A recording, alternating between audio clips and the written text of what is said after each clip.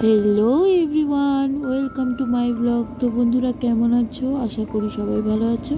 তো দেখতেই পাচ্ছ আজকে বানিয়ে নিচ্ছি খারকোল পাতার বাটা, যেটা তোমরা অনেকেই পছন্দ করো আর যেটা নাকি পাওয়াও যায় না সচরাচর। তো আমি অনেক কষ্ট করে ম্যানেজ করেছি। তো এখানে দেখো আমি একটা একটা করে পাতা বেছে নিচ্ছি। তো এটা হয়তো তোমরা অনেকেই অনেকভাবে খাও, কিন্তু এইভাবে তোমরা রান্না করে দেখো কতটা স্বাদ লাগে যেভাবে আমি করছি। তো আমি একটা একটা করে পাতাগুলো বেছে নিচ্ছি, আর পাতাগুলোকে অবশ্যই একটু কচি হতে হবে, কারণ পাকা পাতাগুলো কিন্তু মানে এইরকম বাটা কিন্তু টেস্ট লাগে না। তো আমি এখন এগুলোকে ধুয়ে নেব। তো এগুলোকে আমি বারবার করে ধুয়ে নেব।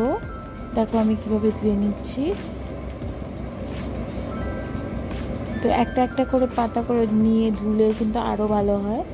তো আমি এখন এগুলোকে ধুয়ে তারপর বসিয়ে দেব একটা কড়াই।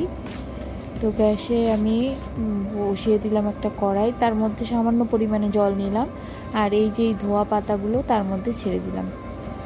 তো দেখো এগুলোকে ছেড়ে দিয়ে কিন্তু আমি খানিকটা লবণও দিলাম এখানে। তো হাফ চামচের মতো লবণ দিয়ে আমি এটাকে ঢাকা দিয়ে দিলাম। তো এখন এটা 5 মিনিটের মতন আমি এটাকে বয়েল করব।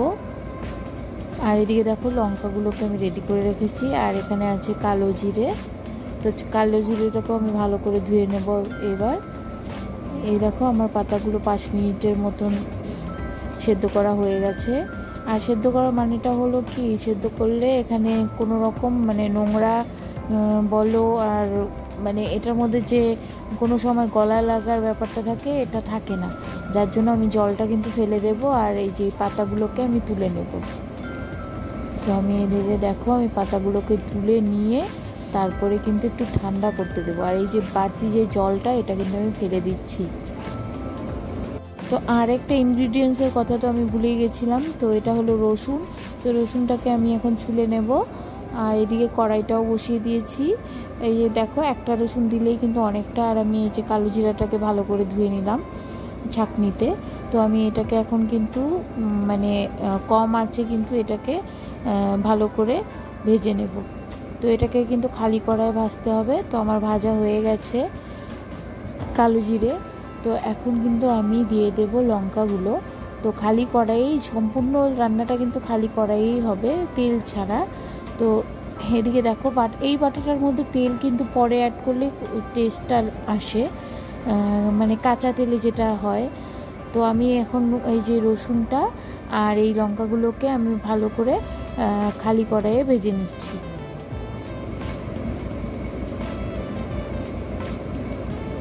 তো আমি যেহেতু আগে এই লঙ্কাগুলোকে ফাটতে ভুলে গেছিলাম, তো তার জন্য কিন্তু আমি খুন্তির সাহায্যে একটু একটু ফেরে ফেরে নিলাম।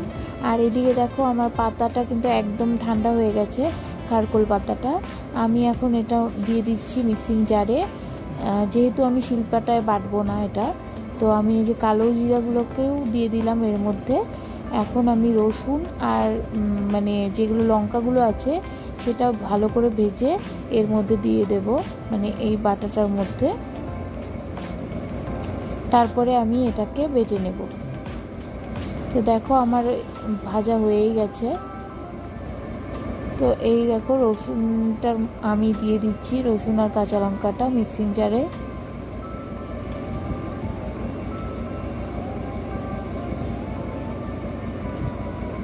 তো আমি এখন এটাকে ভালো করে বেটে নেব। তো তোমরা এটা শিলপাটাতেও ট্রাই করতে পারো। শিলপাটায় বাটলে কিন্তু স্বাদটা অনেকটাই বেশি ভালো আসে। তো আমার যেহেতু শিলপাটা নেই, সেহেতু আমি মিক্সিং জারে এটাকে বেটে নিলাম। তো বাটা আমার কমপ্লিট, কারণ একদম মিশমিশে হয়ে গেছে, আমি দেখলাম এটা। তো এখন আমি খালি কড়াইয়েই কিন্তু আবার এটাকে ঢেলে দিলাম। ঢেলে দিয়ে আমি এটাকে নাড়াচাড়া করব, আর এটাকে ততক্ষণই ভাজবো যতক্ষণ না পর্যন্ত এর মধ্যে থেকে সম্পূর্ণ জলটা শুকিয়ে যায় আর একদম ঝরঝরে হয়ে যায়। আর তার আগে কিন্তু ভাজতে ভাজতে এর মধ্যে দিয়ে দিতে হবে হাফ চামচ লবণ, আর হাফেরও কম চামচ মানে একদম অল্প পরিমাণে হলুদ। তো এগুলো দিয়ে দেওয়ার পর কিন্তু ভালো করে নাড়তে হবে। তো এইদিকে দেখো আমার কিন্তু কড়াইয়ে লেগে যাচ্ছে, আমি জালটা যেহেতু মানে একদম লোতেও রাখিনি, একদম বাড়িয়েও দিইনি, মাঝামাঝিভাবেই আছে আঁচটা। তো আমি এটাকে কিন্তু বারবার করে নেড়ে নিচ্ছি, আর এর মধ্যে যে জলটা আছে সেটাকে একদম মানে শুকিয়ে নেওয়ার মতোই করে নেব এটাকে।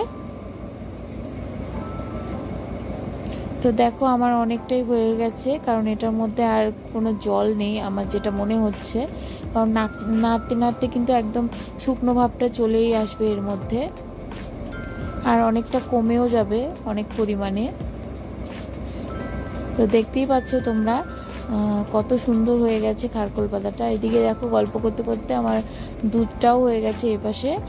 তো আমি এখন এটাকে নামিয়ে নেব, কারণ আমার এটা ভাজা একদম কমপ্লিট। তোমরা দেখতেই পাচ্ছ এর মধ্যে কোনো জল নেই।